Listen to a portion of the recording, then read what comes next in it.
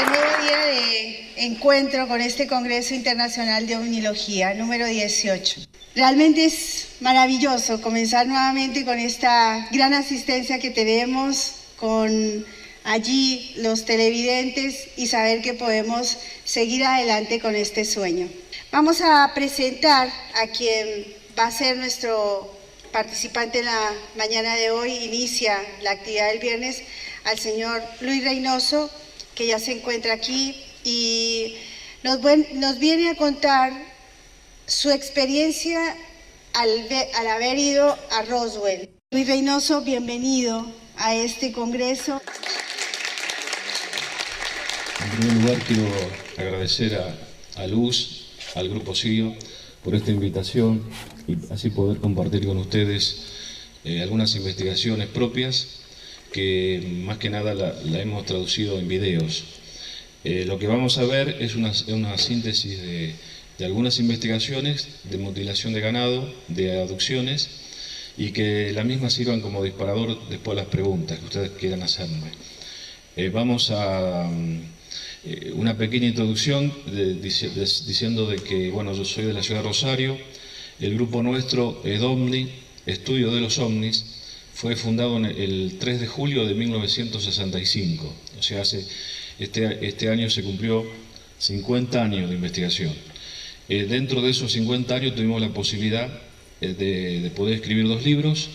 Yo siempre digo que no soy un escritor de ciencia ficción. Yo escribo libros cada 10 años, ya que es el producto de 10 años de investigación anterior, ¿no? Casualmente hemos terminado el tercer libro, que yo creo que va a ser el definitivo, que sintetiza todos estos 50 años de investigación y están, bueno, a disposición de ustedes. El primer libro ya está agotado, pero el tercero va a ser también, voy a sacar algunas cosas del primero, que yo creo que son también importantes que quede para aquellos que quieran interesados en la temática. Vamos directamente a los videos y después ya si quieren hacer algunas preguntas, indudablemente dentro de mis posibilidades las voy a contestar. Vamos al primero.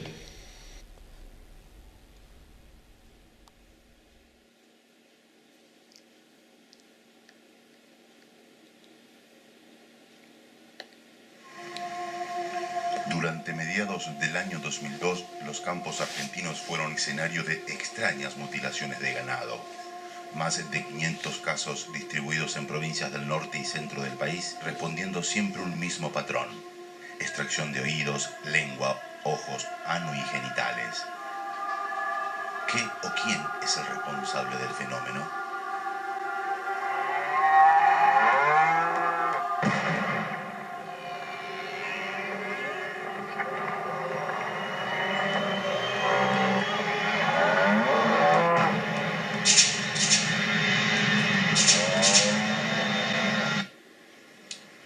Para Luis Reynoso, un dato queda claro: el fenómeno no es nuevo.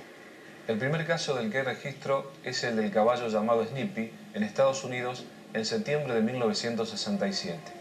A este animal lo encontraron unas 3 semanas después de haber muerto y tenía el cuadro típico de una mutilación. Le faltaba una oreja, el oído, la lengua y todo el tejido de la mandíbula. Lo más llamativo, que a pesar del tiempo que había transcurrido al aire libre, no se había descompuesto ni había sido atacado por los carroñeros. A partir de entonces, los casos de ganado mutilado se fueron multiplicando en los Estados Unidos, pasando luego a Canadá, México, Puerto Rico, Brasil, España e incluso Australia. Más de 10.000 casos en 20 años.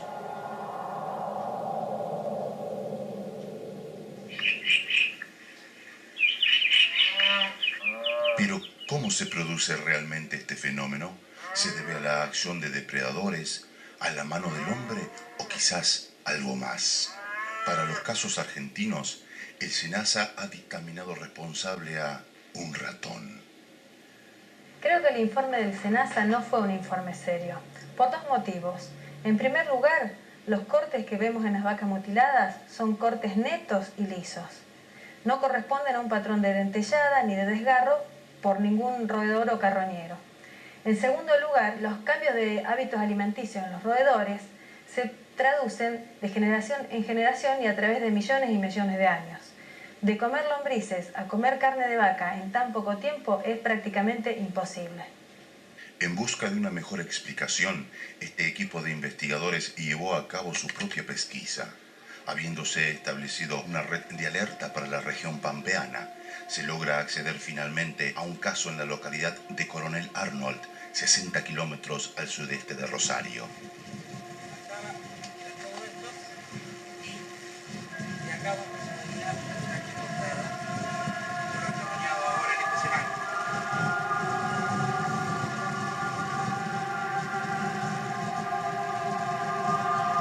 Las tareas de equipo incluyen la obtención de muestra de tejidos para su análisis en laboratorio, lo que permitirá elaborar un informe de primera mano sobre el caso.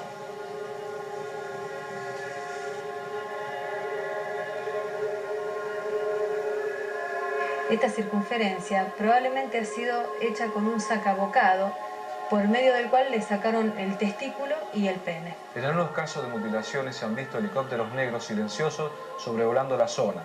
A veces son confundidos con luces nocturnas. Existe una droga muy poderosa que es la succinilcolina, que es un miorrelajante.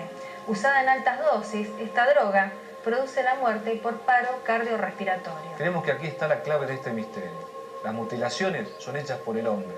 Existen grupos que están experimentando con armas biológicas o bacteriológicas y que necesitan el ganado de diversas partes del mundo para extraer cepas de virus o bacterias. Esta investigación aclara varias incógnitas del fenómeno, pero aún persisten algunos interrogantes. ¿Cuál es la verdadera procedencia de estos grupos? Y fundamentalmente, ¿por qué los campos argentinos?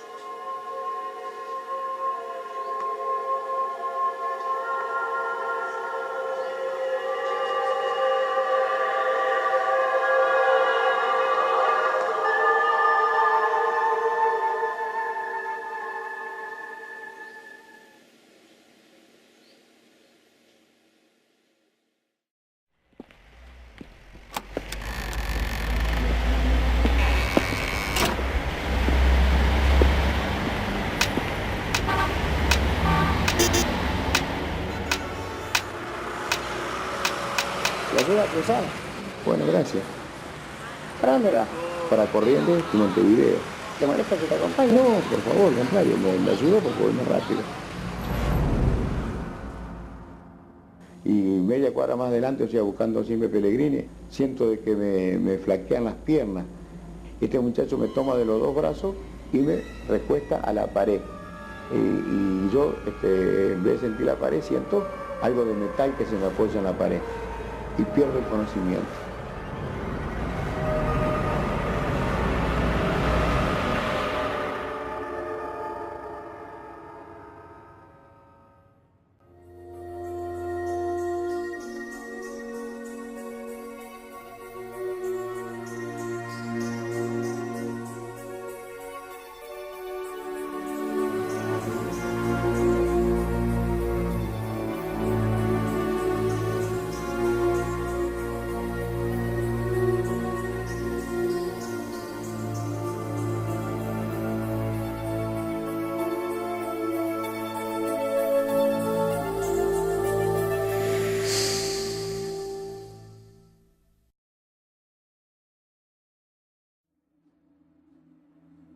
No sé cuánto tiempo ha pasado, recupero el conocimiento y me encuentro en el suelo. Entonces, como apoyo el brazo, me paro y lo primero que busco es apoyarme en ver qué piso tengo y me doy cuenta que estoy descalzo. Entonces me arrimo caminando con el bastón y llego y es un alambrado.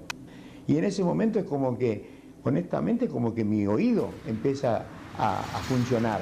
Y empiezo a sentir autos por todos lados que pasaban cerca, ¿no es cierto? Y cuando avanzo más o menos 20, 30 metros, me doy cuenta que no es una calle ni una ciudad, sino una ruta por el ruido totalmente distinto que hace una ruta de una calle. Y entonces me arrimo lo máximo que puedo a la ruta y empiezo a gesticular y a hacer señas de que parara para una mujer. Y le digo, señora, ¿dónde estoy? Me dice, en Laguna. ¿Qué laguna?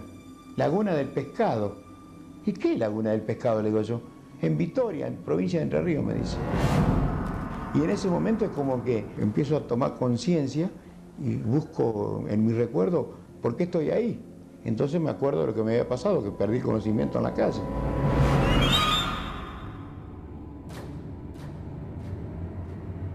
Me encuentro en una camilla, acostado muy normal, boca arriba, y en un ambiente muy climatizado, muy suave, muy lindo.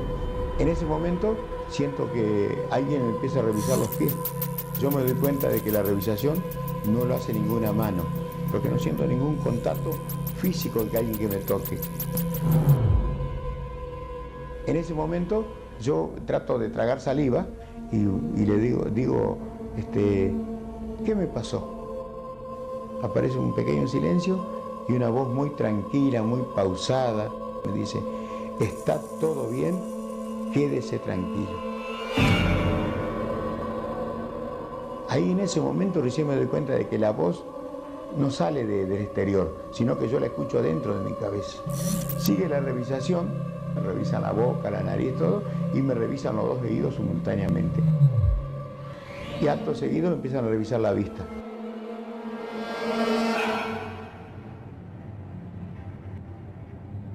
Y entonces pregunto, ¿me van a operar?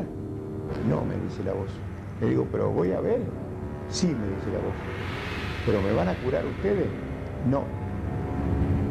Lo de ustedes lo tienen que curar ustedes.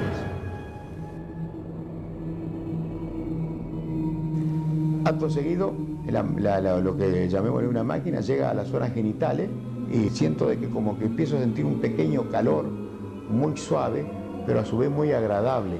Y dije yo, ¿qué me van a hacer? Le vamos a extraer germen de vida.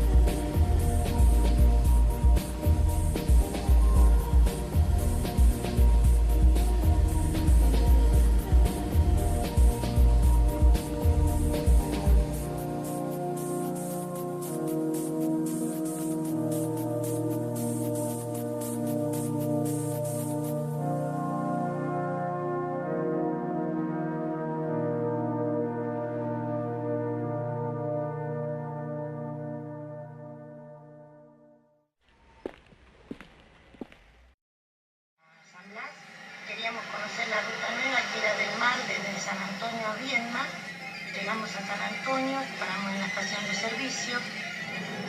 Cuando paramos en la estación de servicio, el chico nos dijo que por la ruta nueva no, porque había mucho polvillo, que volviéramos, que agarráramos la otra para ir a Viedma.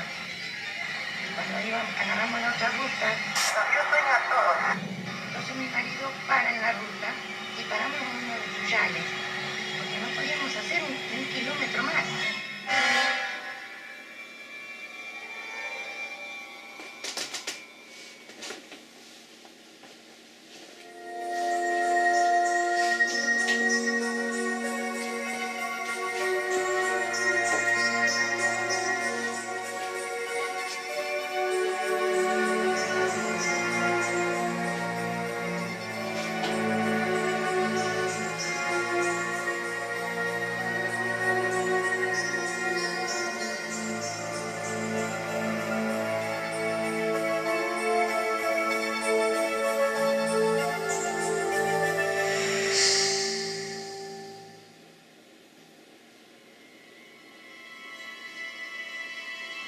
Cuando pasa todo, que nos despertamos, que yo me siento, porque fui la primera que se despertó, que teníamos los asientos reclinados para atrás en la tráfico, me siento y me pongo a preparar el mate.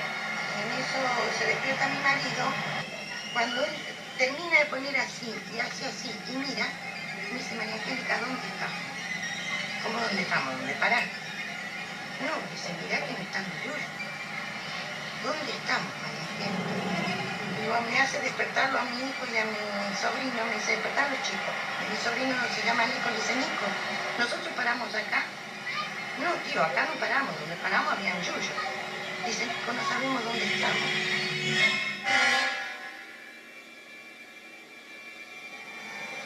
Cuando seguimos, habremos hecho unos kilómetros, un poco, porque estábamos tomando mate, llegamos a Conesa. Y le digo, negro, estamos en Conesa. Dice, ¿cómo está en Conesa? Dice, sí, estamos en San Antonio. Dice, tenemos que estar. Estamos en Conesa, le dije yo.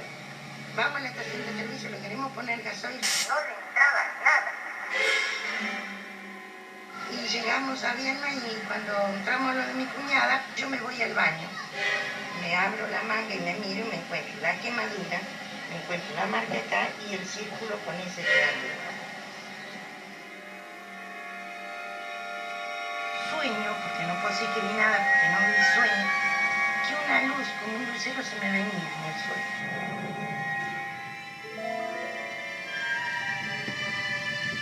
Yo me encuentro en una camilla, no sé qué era algo frío. De este lado yo tenía unos nenitos chiquititos, peladitos, ojos grandes, una boca chiquitita. No le veía los 5 dedos como nosotros, yo veía esto. Y me tocaban así, y hacían un sonido como gritito.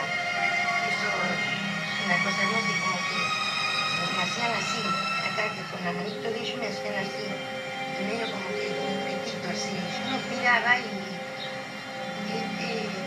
en mi sueño yo los miraba y daban paz. Era una cosa tan bonita que como que me hacían sobrellevar el dolor que yo sentía acá.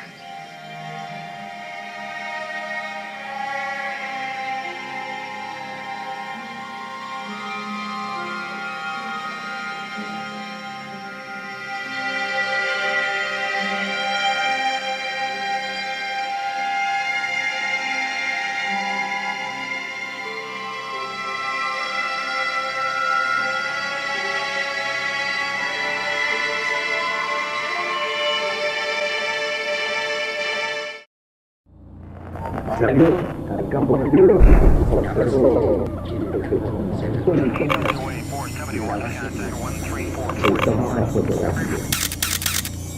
Hay antecedentes y se produce un salto muy significativo de la Fuerza Aérea al llevarlo a cabo y llevar a cabo investigaciones que tuvieron mucho tiempo.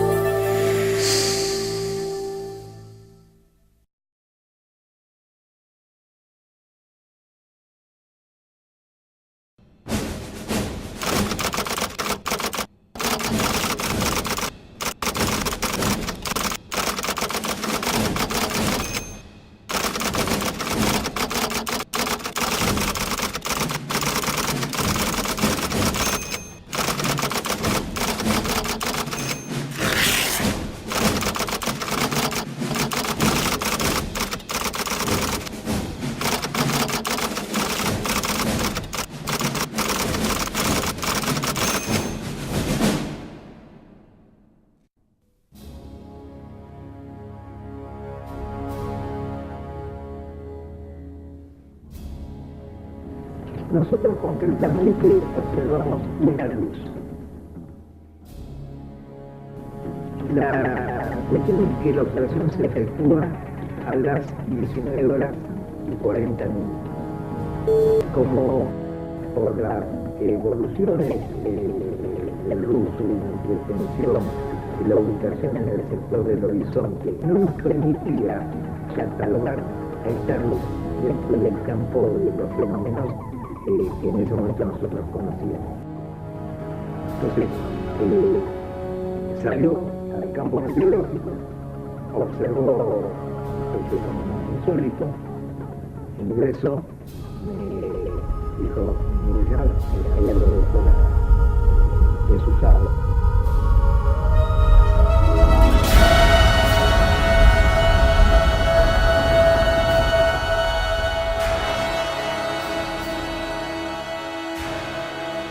Lo cierto es que ellos hacen un registro de las componentes locales del campo magnético terrestre. Cuando al terminar el registro, después de varios días, ellos sacaron las fajas, hicieron un estudio, y para ese día 3 de julio se observa que la gráfica venía desarrollándose con la normal, con muy pocos saltos.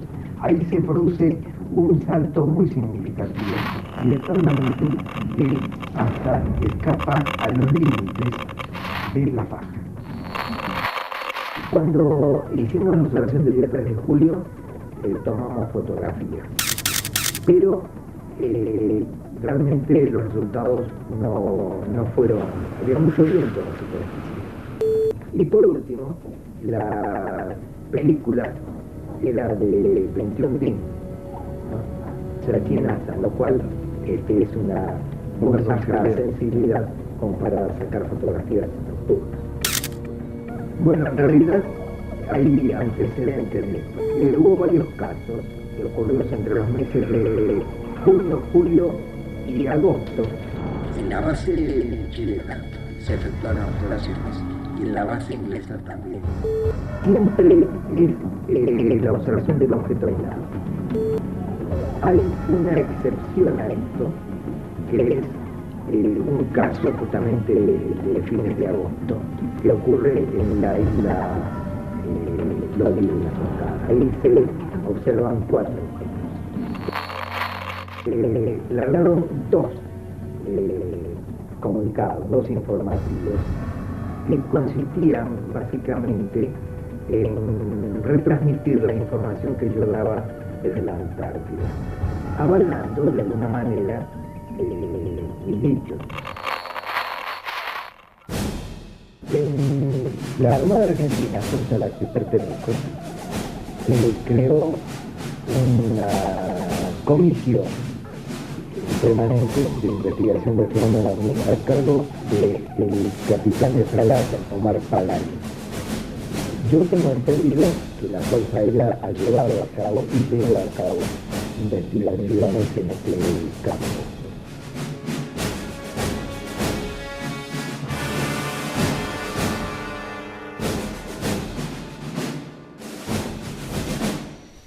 Bueno, ahora por último vamos a ver la visita a Roswell, que yo creo, como decía Luz, para todo investigador de la temática OVNI, realmente visitar Roswell es como una meta, ¿no?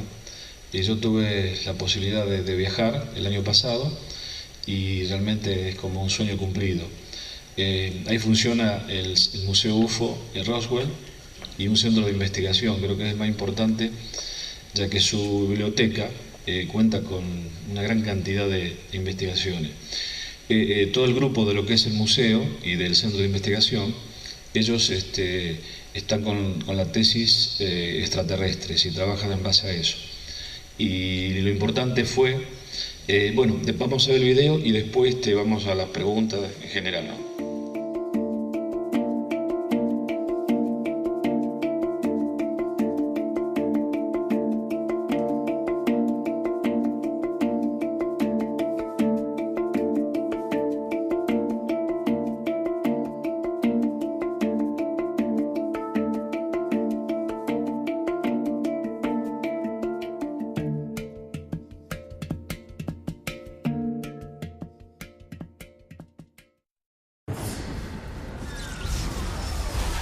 El 8 de julio de 1947, el ejército de Estados Unidos dijo haber hallado un platillo volador.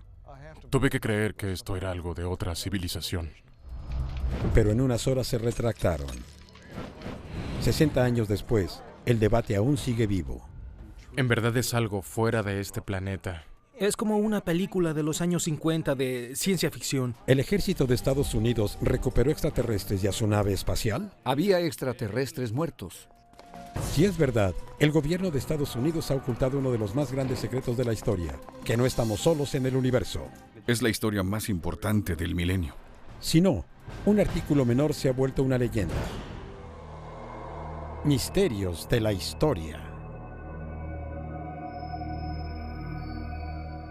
La verdadera conspiración de Roswell. Nuevo México, 1947.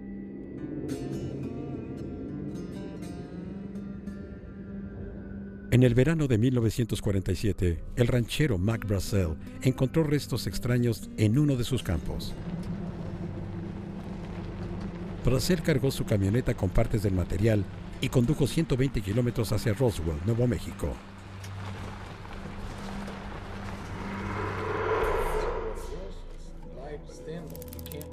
Lo mostró al sheriff George Wilcox.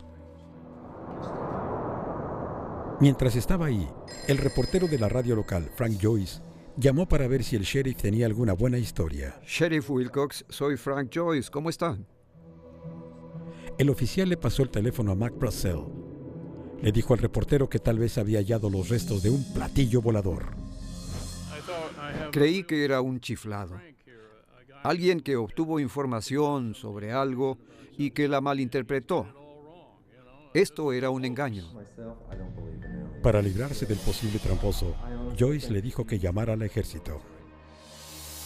Estación de radio KGFL, 8 de julio de 1947. Estamos de regreso, soy Frank Joyce de la KGFL en Roswell, Nuevo México. 2 días más tarde, Frank Joyce recibió a un visitante. Era el teniente Walter Holt, oficial de prensa del Escuadrón de Bomba Nuclear de Estados Unidos, el 509 con base en Roswell. Me debía una historia.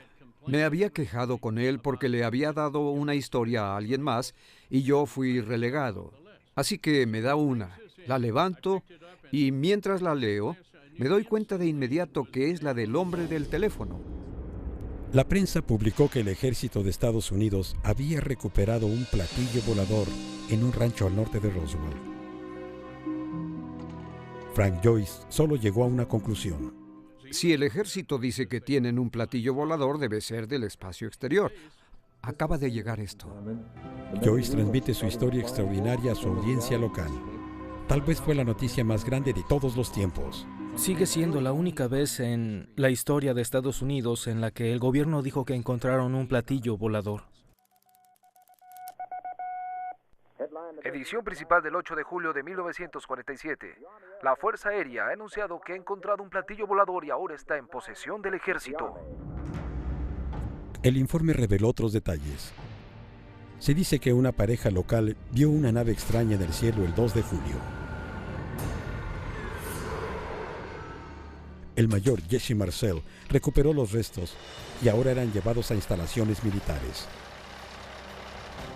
La increíble historia rápidamente fue tomada por Associated Press y transmitida a todo el mundo. Tan pronto como se supo la historia, todo fue un caos. Llamadas de Nueva York, de Londres. El mundo quería saber de esto. El concepto de discos voladores o platillos voladores atrajo la atención del mundo solo 2 semanas antes. El 24 de junio, un piloto respetado, Kenneth Arnold, reportó haber visto 9 objetos volando sobre Mount Rainier, como platillos saltando sobre un estanque. Cerca de las 2:15, despegué de Taos, Washington, y noté a mi izquierda una cadena que me pareció como la cola de un cometa chino. Parecía como un plato para pie cortado a la mitad y con una especie de triángulo convexo que iba en la parte de atrás. Aunque Arnold describió una nave con alas como de murciélago, la imagen del platillo volador cautivó a la gente y el término se quedó. En las siguientes semanas se reportaron muchos avistamientos de estos nuevos platillos voladores. La noticia de que uno se había recuperado cerca de Roswell finalmente explicaría el misterio en las mentes de millones de personas. ¿Qué eran estas naves? ¿Cómo viajaban tan rápido? ¿Eran de este planeta o de otro? No creo que haya sido algo que perteneciera a Estados Unidos. Tampoco algo que le perteneciera a Rusia. La noticia de la nave fue tan importante que el jefe del FBI, Edgar Hoover, pidió que se le mantuviera informado. El misterioso material fue llevado a Fort Worth, Texas, para un análisis. 4 horas más tarde, se convocó a una conferencia de prensa por el comandante de la base, el general Roger Ramey. Le dijo a los medios que, contrario a los informes anteriores, los restos no eran más que los de un globo meteorológico y no los de un platillo volador. El mayor Marcel, quien recolectó el material, fue mostrado con el material mundano. La gente pronto aceptó la explicación del ejército. La mayoría de las personas no se dan cuenta que hace 60 años las cosas eran muy diferentes a como son hoy. Si el gobierno te decía que era un elefante rosa, lo aceptabas. En una noche, una de las mayores historias se convirtió en tan solo un artículo menor. Y pudo haber sido un artículo menor para siempre si no hubiera sido por un testigo cuyo testimonio reabriría el caso de Roswell y asombraría al mundo. Dime, ¿qué pasó en 1947? A finales de 1978, un investigador de ovnis conoció al mayor retirado Jesse Marcel, el oficial de inteligencia que recogió los restos del lugar del accidente. Fui a visitarlo cuando estaba en Florida para tener su testimonio frente a frente, y fue muy impresionante. Marcel declaró que había habido un encubrimiento. Que fue un globo meteorológico. Dice que el material del globo mostrado a la prensa había sido cambiado. Lo que él encontró en Roswell en 1947 no era de este planeta. Era un material que podías doblar una y otra vez y que se desdoblaba solo. Metal con memoria, muy delgado, muy ligero, no se podía cortar. Tenía la fuerza del acero, pero muy ligero. No se podía quemar ni deformar. Tenía extraños símbolos. No sé qué era. Quizá era una nave, quizá había extraterrestres, no lo sé. Pero sí sé que no era un globo. Aunque la entrevista apareció primero en el National Enquirer, Jesse Marcel no era ningún chiflado. Era el oficial de inteligencia del único escuadrón de bombas nucleares del mundo. Stanton Friedman continuó encontrando más testigos. En los 2 años siguientes encontramos a 62 personas relacionadas con Roswell. El libro resultante, El incidente de Roswell, mostraba una imagen muy diferente a la de la historia sobre un globo meteorológico. Involucraba el choque de una nave espacial, cuerpos extraterrestres y un encubrimiento de 60 años.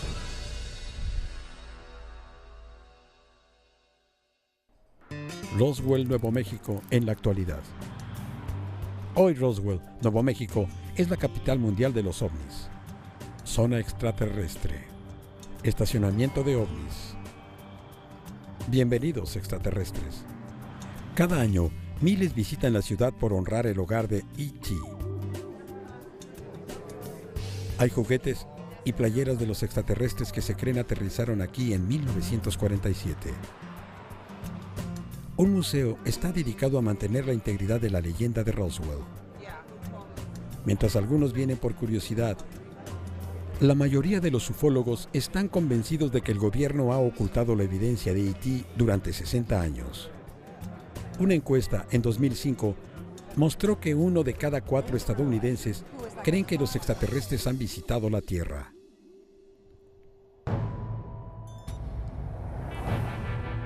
Los investigadores de ovnis, como Dennis Balthaser, han estado viniendo durante años para tratar de resolver el enigma de Roswell. Algo pasó aquí en 1947, que fue encubierto, y 60 años después sigue igual. Ninguna pieza de evidencia física del choque de 1947 han salido a la luz pública. Los documentos públicos aún no han revelado ninguna prueba irrefutable. Así que los ufólogos deben confiar casi solo en testimonios individuales. Los testigos para mí son clave. Son los principales ingredientes para resolver esto. Hacer que los testigos hablen, esa es otra historia. Desde 1978, más de 100 testigos han sido persuadidos para que hablen. Muchos de ellos, como George Newling, ofrecen más que memorias fugaces. Lo que vi no era hecho en este mundo. El soldado Newling trabajaba en un B-29 en Roswell en 1947, cuando recuerda haber visto algo que él cree era parte de una nave espacial. Lo primero que me llamó mi atención fue este objeto que estaba en el compartimiento de bombas. Y era un color que me fascinaba. Era gris, pero no era parecido a nada que hubiera visto antes o después. Testimonios como este, hechos décadas después del evento, han sido reunidos para contar la leyenda de Roswell en una serie de libros sensacionales.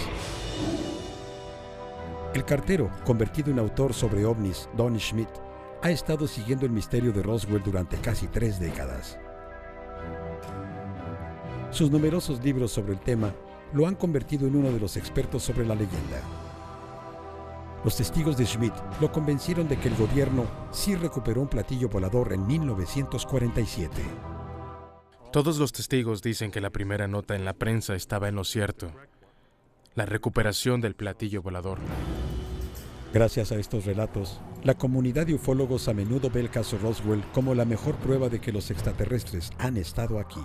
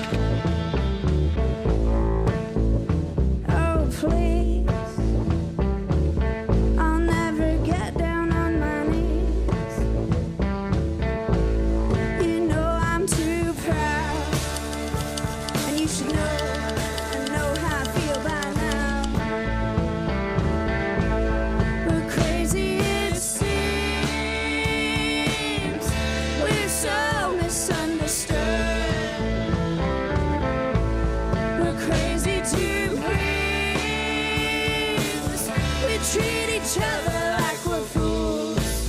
Is it any good?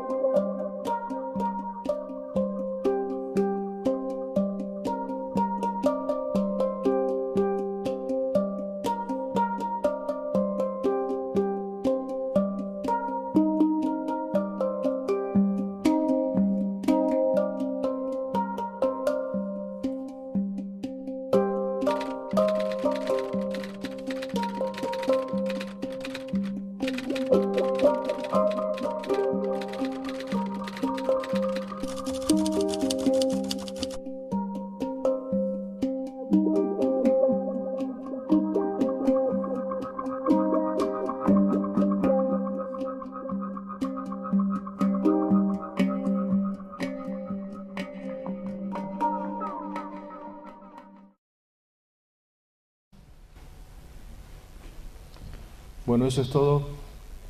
Espero que le haya agradado. Por cuestiones de tiempo, porque nos hemos extendido bastante en los videos, vamos a dejar las preguntas para la tertulia, la tarde, me está diciendo Luz. ¿Puede ser, Luz? Yo no sé ustedes, pero a mí me encantó de la manera como presentó, sobre todo en este inicio con el tema de los animales mutilados, que sigue siendo todavía un mito para la investigación ufológica. Y este recuento acerca de Roswell, un material que nosotros tenemos en el CIO, da una mirada un poco más objetiva de lo que significa Roswell y toda esta experiencia que se vivió allí. Si me permiten, voy a hacerle una pregunta. ¿Usted por qué fue a Roswell? ¿Por qué fui? Esa pregunta, llegué al aeropuerto de Roswell y la chica del pasaporte presenté todo eso. Digo, porque vengo a Roswell, soy investigador, y me dice, ¿por qué tardó tanto? Claro, había empezado en el 65, bueno, por las circunstancias también. Claro. Más que nada fui a Roswell porque creo que es como una meta de todo investigador de ovnis.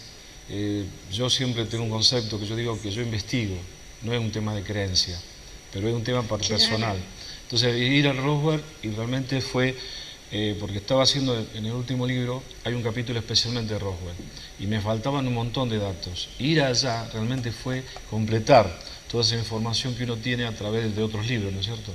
Para mí fue importante todo eso, ¿no? Claro, y haber estado con los investigadores, claro, ¿no? El intercambio de información, después, inclusive yo valoro mucho lo que es la investigación en Argentina, es decir, cómo tantos investigadores realmente es el esfuerzo que ellos llevan adelante. Y hay una diferencia con respecto a los investigadores de Estados Unidos, que generalmente los de Argentina somos investigadores de campo. Ellos son investigadores de escritorio, y no es para desmerecerlo, porque solamente ellos lo que hacen es, si ustedes se fijan, La mayoría son documentos, ellos investigan documentos de documentos, que es importante.